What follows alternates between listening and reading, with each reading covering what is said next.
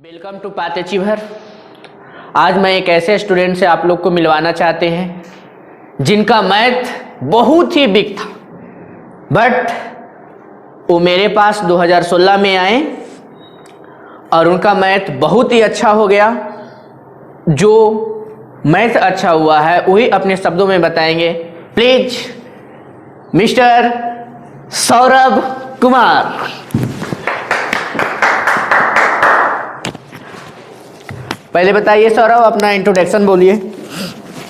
मैं Saurabh Kumar new area का रहने वाला हूँ। मैं आपको जैसा कि सर ने बताया कि मेरा मैथ्स रियली में बहुत वीक था। क्लास 10 तक मैं मैथ से बहुत दूर भागता था, लेकिन उसके बाद मैं पवन सर के पास आया। 2 साल सर के साथ सर ने पढ़ाया। उसके बाद 12th में मेरे मैथ्स में 100 में से 90 नंबर आए। अच्छा, ये पहले आप बता सकते हैं मिस्टर सौरभ? Yes sir. कि आप यहाँ कैसे आए? सर हुआ क्या कि 10th पास करने के बाद मैं यहाँ मैथ्स में यहाँ तो बहुत सारे टीचर हैं, तो मैं किसी और टीचर के पास चला गया था। उनका नाम तो नहीं ले सकता हूँ, लेकिन वहाँ पर मैं गया, वहाँ 1 महीना पढ़ा। उसके बाद मुझे मैथ्स कुछ भी समझ नहीं आ रहा था।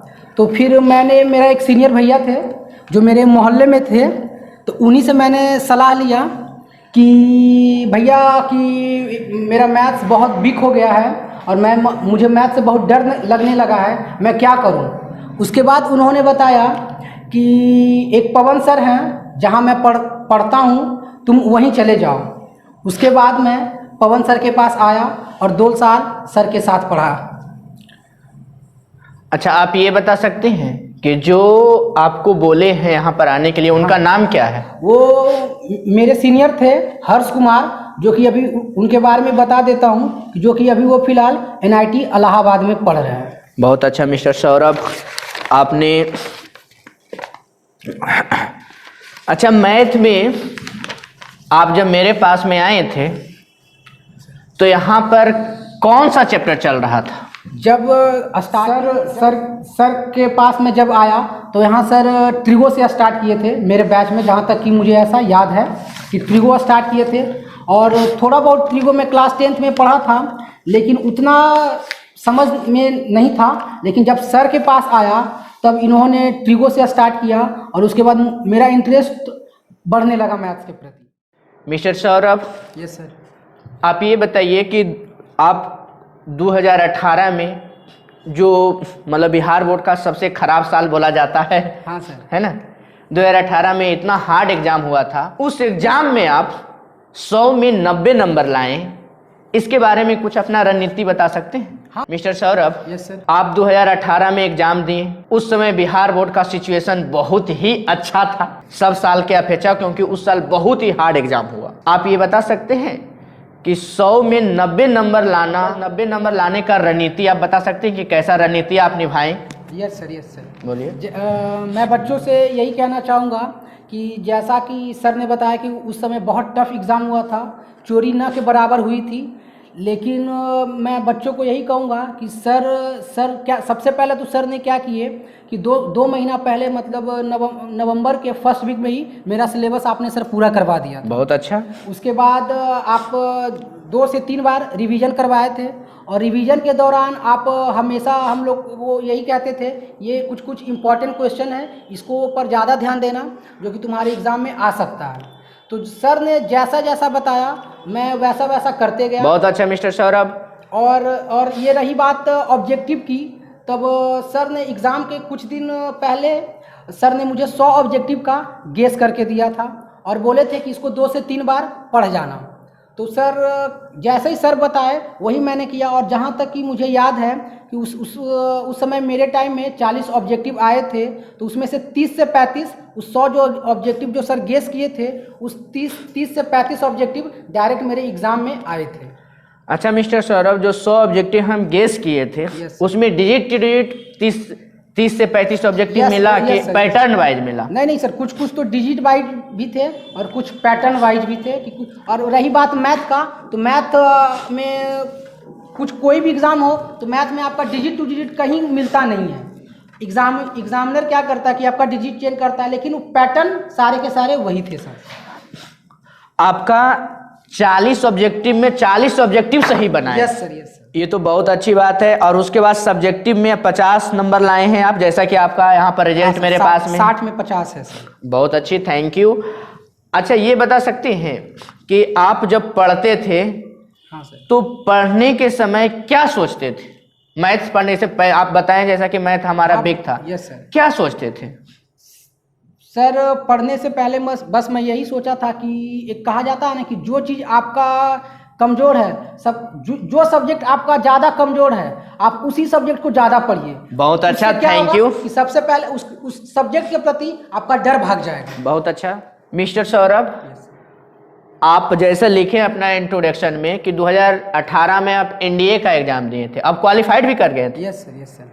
क्वालिफाइड के बारे में हमको कुछ बताइए कि कैसे क्वालिफाइड किए थे आप? हाँ सर, जैसे कि मैं बताऊंगा कि एनडीए में क्या होता है कि आपका हर सब्जेक्ट वाइज पेपर होता है, जिसमें पूरा मैथ्स का अलग सा पेपर होता है। बिना मैथ, एक मिनट, बिना मैथ के पेपर चेक किए हुए दूसरा पेपर चेक नहीं हो पाता जब है। तक आप, हाँ सर, उसमें होता क्या है कि आपको सबसे पहले तो आपको मैथ्स सब्जेक्ट है का जो पेपर है उसमें आपको हर हाल में पास करना है। जब तक आप मैथ्स में पास नहीं करेंगे आप बहुत अच्छा। दूसरे पेपर के लिए एलिजिबल नहीं है। बहुत अच्छा। अच्छा, आप ये बता सकते हैं जो मैथ में आप बुक पढ़े हैं आर.डी. शर्मा और एनसीईआरटी, यस सर। क्या आर.डी. शर्मा से डायरेक्ट मैच किया था एनडीए में? Yes sir. आप बच्चों को बताइए, हम बच्चों को इसे क्लास आवर में बताते हैं कि आर.डी. शर्मा से डायरेक्ट मैच करता है। आप बच्चों को बताइए, आप एनडीए पास किए हुए हैं, यहाँ से पास किए हैं। Yes sir. आप बच्चों को बताइए क्या क्वेश्चन मैच करता है आर.डी. शर्मा से? यस सर, जहाँ तक, हाँ सर जो बता रहे हैं, जैसा कि मुझे भी याद है कि एनडीए का एग्ज़ाम जो मैंने दिया था उसमें क्या हुआ था कि जो डायरेक्ट क्वेश्चन पेपर आपके आते हैं, मैट्रिक्स, डिटर्मिनेंट्स, ट्रिगो, ये सब वगैरह जो टॉपिक होते हैं वो डायरेक्ट आर.डी. शर्मा से ही, मतलब मुझे ऐसा लगता है कि एग्जामिनर क्या करता है कि आर.डी. शर्मा से ही कॉपी पेस्ट करके एग्जाम में दे देता है क्वेश्चन। बहुत अच्छा, thank you very much mister Saurabh. सबसे पहला नंबर सीजीएल पीटी के लिए congratulation. Yes sir, thank you sir. आप सीजीएल पीटी निकाले हैं। अब मेंस का एग्जाम आपको सैटरडे का है। यस सर, सैटरडे का मेंस का एग्जाम है। सैटरडे को एग्जाम है। तो आप बता सकते हैं कि पीटी जो निकालें कैसे निकालें?